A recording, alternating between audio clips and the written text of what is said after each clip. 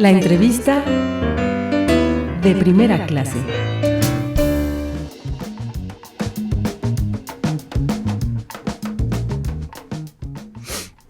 Así es, estamos, señores pasajeros, empezando la entrevista de primera clase en nuestra sección.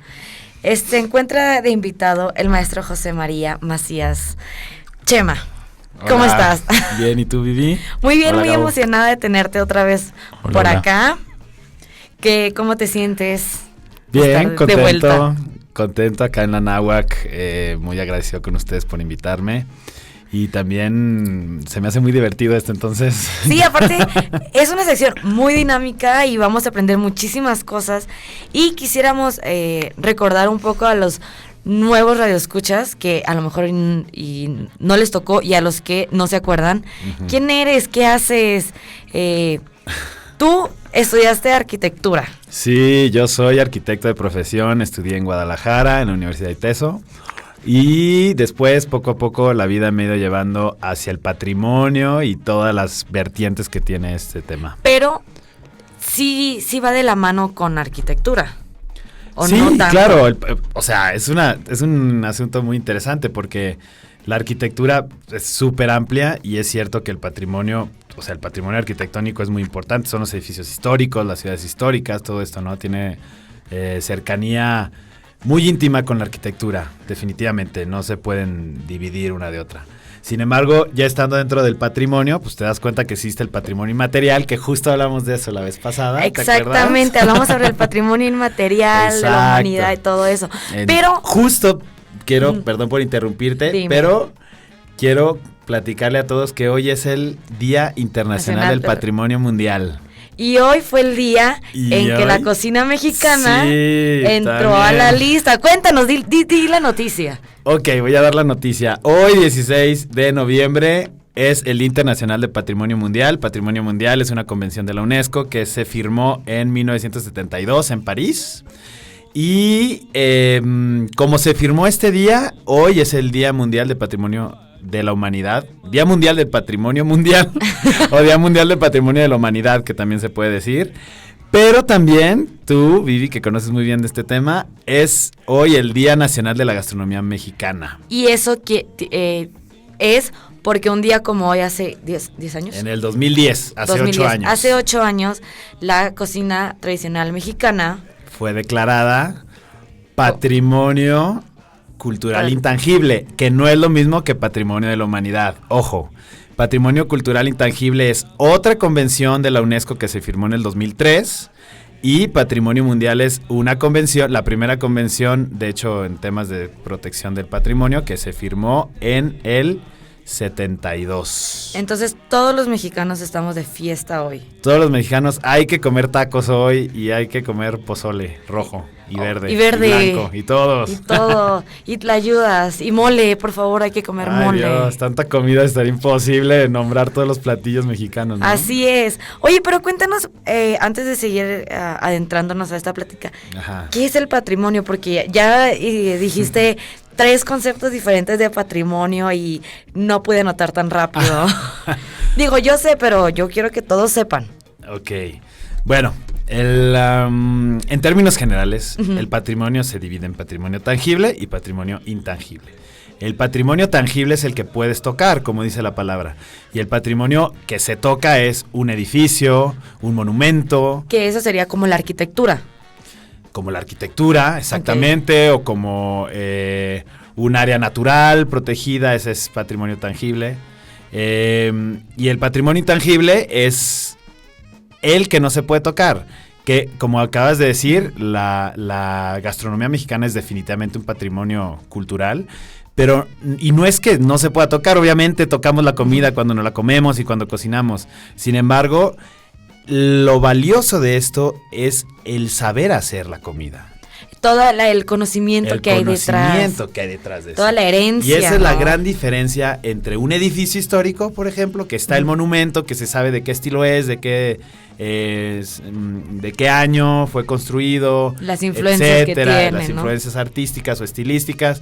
Sin embargo, en la gastronomía, que es un ente no es un ente, es un hecho cultural muchísimo más vivo, más dinámico, siempre está cambiando, todo el tiempo evoluciona como nuevas recetas y evoluciona, no sé, es como la alianza entre el pasado y el futuro, ¿no? ¿A ti te gusta tanto el patrimonio tangible como el intangible? Sí, los dos. Entonces, te apasiona muchísimo. Soy arquitecto, sí. Eres arquitecto, pero ahorita estás hablando del intangible. Los dos me encantan, los dos son increíbles y es como la expresión humana que es como la herencia que hemos tenido. O sea, tú vas a preservar eso. No vas a... Hablar de patrimonio es patrimonio, no es hablar de lo que es el patrimonio. ¿Qué es el patrimonio tal cual? Preservar es un tema muy importante cuando se habla de patrimonio, porque a fin de cuentas es uno de los engranes más importantes que se necesitan para poder salvaguardar el patrimonio cultural. Otra vez estamos hablando de patrimonio cultural, ¿no? De patrimonio. Y por ejemplo, ahorita estaba pensando, todo el patrimonio es pasado. ¿Es posible que se crea moderno un patrimonio? El patrimonio definitivamente está ligado con el pasado humano. El patrimonio cultural estamos hablando, ¿no? Porque el patrimonio natural es otra cosa. Pero el patrimonio cultural, lo explico, el patrimonio natural es aquel que son los bosques, los ríos, ¿no? Que también tiene un valor muy importante, ¿no? Que el humano no tiene mano ahí, ¿no? Entonces el patrimonio cultural es aquel que la cultura está hecha por los humanos, definitivamente. Uh-huh. Entonces el patrimonio cultural, a ver, repíteme la pregunta.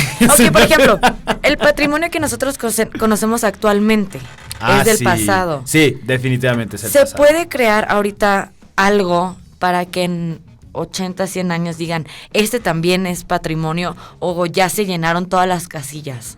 Totalmente. El patrimonio, o sea, las tradiciones siempre se están creando.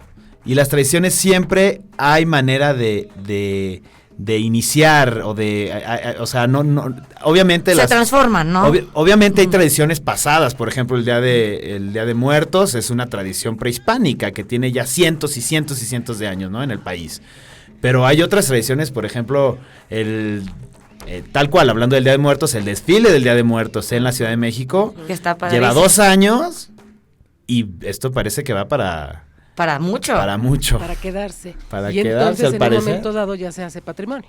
Exacto, se hace tradición y entonces la tradición ya es un patrimonio. La tradición ya es un patrimonio, Y ese sería, por ejemplo, el desfile podría estar como en un intangible.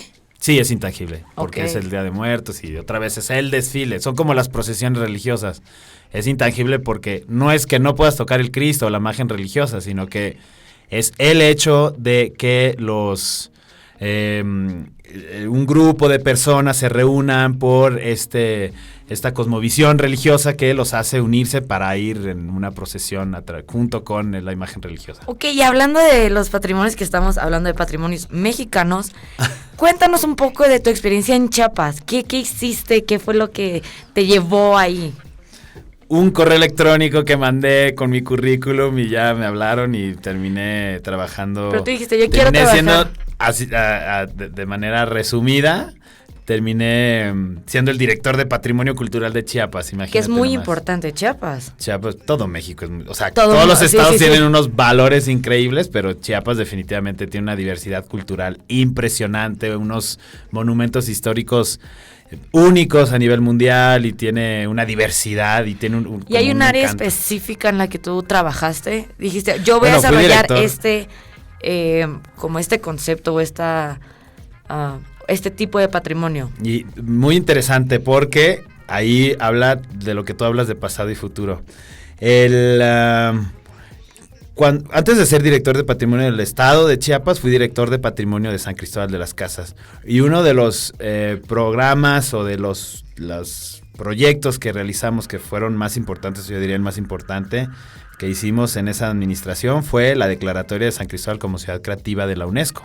Y la ciudad creativa tiene mucha relación con el patrimonio porque el patrimonio también es creatividad, pero ciudad creativa es algo mucho más dinámico, mucho más evolutivo, siempre está cambiando. Es como la gastronomía, otra vez, la gastronomía es creatividad, la literatura es creatividad, la música es creatividad. Pero entonces todos los patrimonios entrarían a creatividad.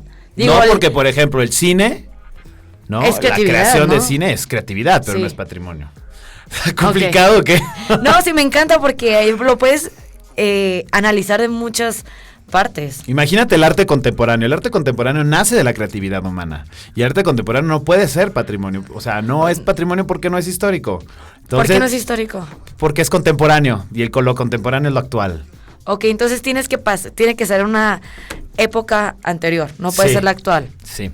Y entonces de aquí viene la creatividad y todas las industrias que aparecen gracias a la creatividad humana y gracias a esta creatividad que representa algunos pueblos o algunas ciudades incluso. Entonces también los tangibles entran ahí.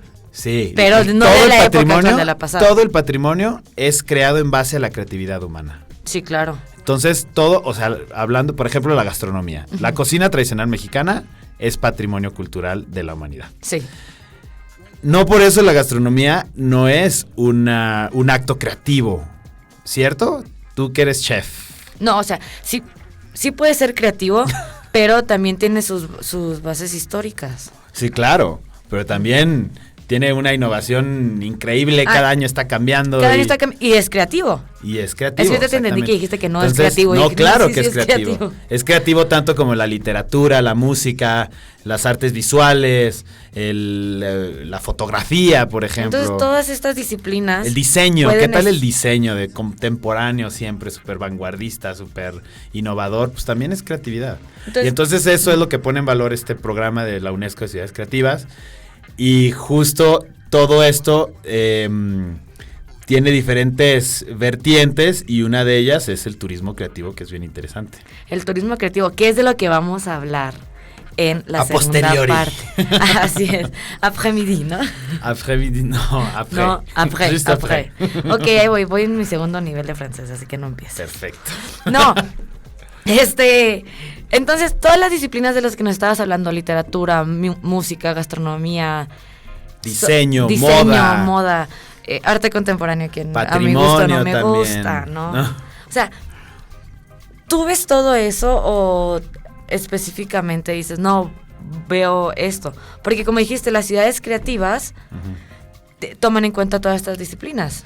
Sí, o sea, yo no veo todo eso, definitivamente yo no soy experto en nada, ¿no? Pero, o sea, en nada de esto. Sin embargo, mi expertise ha sido más enfocado hacia el patrimonio cultural otra vez. Okay. Que sí es uno de los puntitos que están en la lista de los industrias creativas, digamos, de las industrias creativas. Oye, cuéntanos entonces, patrimonio cultural, que es lo que tú haces, el puntito. Un proyecto que hayas participado, que hayas realizado hace poco. Pues estar en el conservatorio. A ver, cuéntanos, para que vean, no solamente nos platiques el concepto sino ya llevarlo a la práctica. Que decir o sea, ya dijiste que San Cristóbal de las Casas fue esto, pero a ver, danos otro ejemplo de lo que... Bueno, haber estado en el Conservatorio de la Cultura Gastronómica Mexicana, que es la institución social que se encarga de la promoción, la salvaguardia, y a ver, tú dime otros, la puesta en valor de la gastronomía, de la cocina tradicional mexicana. Ok. Entonces, por ejemplo, en ese caso que estuviste ahí, les comento rápidamente, nos quedan 3 minutos antes de irnos al corte. Este año se llevó a cabo el Foro Mundial de la Gastronomía en... El 6º Foro Mundial de la Gastronomía Mexicana, primera vez en la historia que sale del país. Que sale del país y fue en Los Ángeles, California, y fue todo un éxito. Fueron 29,000 personas, imagínate. 29,000 personas y ponentes de primer nivel. De primer nivel y de todos lados también. Que eso es lo que lo hace interesante, hablar de la cocina, de la gastronomía mexicana, pero también colaborando con personas que vienen de otras partes de América Latina o de Estados Unidos. Y la temática más importante que tuvo este foro fue la cocina mexicana en Estados Unidos, que bien sabemos es muy fuerte. Muy fuerte y muy diferente, ¿no? Pues hay de todo. Hay de la todo. viña del Señor, como dicen. Claro. Sin mezclarlo con el Tex-Mex necesariamente. No, sin mezclarlo, no. Cocina mexicana. La cocina mexicana, claro, hay el descubrimiento que se tuvo en el conservatorio al hacer esta investigación o esta puesta en práctica del foro en Los Ángeles fue que existe prácticamente la cocina y la misma cocina mexicana que existe aquí y de primer nivel también. Oye, está y también la Tex-Mex, pues hay que entenderla como una fusión de culturas, que al fin de cuentas es Estados Unidos hecha o fusionada con la comida mexicana, que para nada tampoco hay que menospreciarla, exactamente, es la mezcla de culturas. Oye, pero ¿y por qué no nos sigues contando más adelante sobre el foro? O sea, para que nuestros radioescuchas entiendan que es un evento amplio, porque hay conferencias, mesas redondas, degustaciones, ¿no? Obviamente, sí, entonces, un hay espacio chefs para preparando. Chefs preparando, Sí. cocineras tradicionales de comunidades indígenas bueno, y de que comunidades se que fueron, Ajá. muchas primera vez que fueron a Estados Unidos y no sé si tenga tiempo para platicar. No, ya no, al Ok. rato. Bueno. Al rato Así, hablaremos de turismo creativo Turismo Turismo patrimonial, turismo cultural. y terminaremos con el foro. Con ¿Qué te un parece? chocolatito caliente. Ay, también.